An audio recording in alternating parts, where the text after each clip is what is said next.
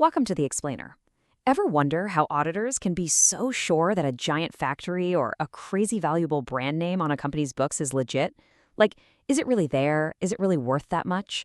Today, we are cracking open the auditor's playbook to see exactly how they tackle a company's biggest and most important assets. Okay, so this right here is basically the auditor's roadmap. It's their high-level game plan. And the very first thing you probably notice is that it splits the whole challenge right down the middle. There are two totally different paths. One for auditing the stuff you can physically touch, and another for the stuff you can't. So, first things first, what are we even talking about here? Non-current assets. Sounds a bit jargony, but it's pretty simple. These are the big, long-lasting things a company owns. We're talking about the heavy hitters, the buildings, the giant machines, but also the stuff you can't physically touch, like a super valuable patent or a world-famous trademark. The main thing to remember is these are the assets that form the foundation of the business, the stuff that's going to keep making money for more than just 1 year. All right, let's start with that first path on the playbook we just saw. We're going to focus on the assets you can actually see and touch. This is where the audit gets, really hands-on, really fast. Now, you might think this is the easy part, right? I mean, you can just walk into a factory, you can count the computers, check the registration on the trucks. Simple. But here's the thing. That physical nature, it actually creates its own unique set of challenges. How does an auditor really prove that these things are exactly what the company says they are? So here it is, the auditor's 4-step game plan for tangible stuff.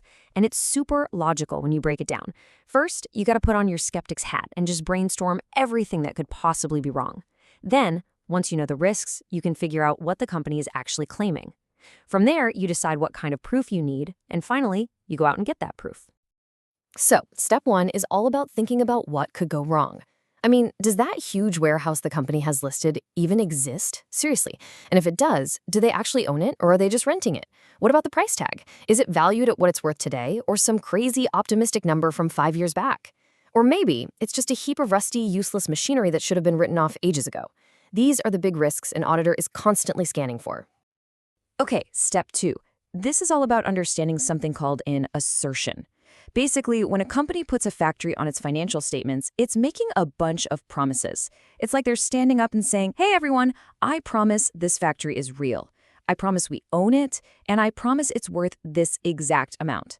The auditor's whole job, really, is to go in and check if those promises are true. And this is where we get to that big split in the road for an auditor. You've got the physical world of things you can kick the tires on versus the conceptual world of ideas and rights. And let me tell you, auditing one is a completely different ballgame from auditing the other. All right, now we're shifting gears. We're stepping into the mental game. Now we're auditing things you literally can't point to in a room. We're talking brand recognition, complex software code, maybe even a secret formula. This requires a totally different mindset from the auditor. Now, at first glance, the playbook for these intangible assets looks kind of similar, right? You're still looking for risks, you're still understanding what the company is claiming, and you're still performing procedures. But the nature of the risk is worlds apart.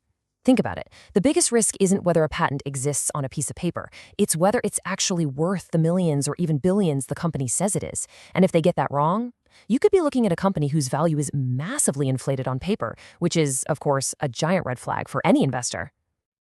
Okay, so within this whole world of intangibles, there's one area that our roadmap points out as being especially tricky. It's all about how a company handles the money it spends creating new stuff. You know it as research and development, or R&D.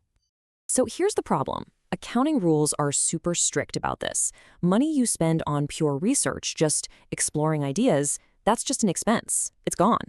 But the moment a project moves into the development phase and it meets some very specific criteria, like it's actually possible to build and you can probably sell it, then bam, the cost can be turned into an asset on the books. Auditors have to watch that dividing line like a hawk. Why? Because there's a massive temptation for a company to call something development just to turn an expense into an asset and make their finances look a whole lot healthier than they really are. Okay, so we've walked through both sides of that playbook. What's the final verdict? Let's really boil it down and look at the key differences in how an auditor has to approach these two types of assets. This table right here, it's the perfect takeaway. For tangible assets, the physical stuff, the auditor's number one fear is existence. Does it even exist? So the procedure is simple. Go see the factory, check the title deed. But for intangible assets, the biggest fear is valuation. Is it really worth what they're claiming? So the work is totally different. You're digging through legal documents. You're challenging complex financial models. It really is the difference between fieldwork and brain work. So we're going to leave you with this final thought to chew on.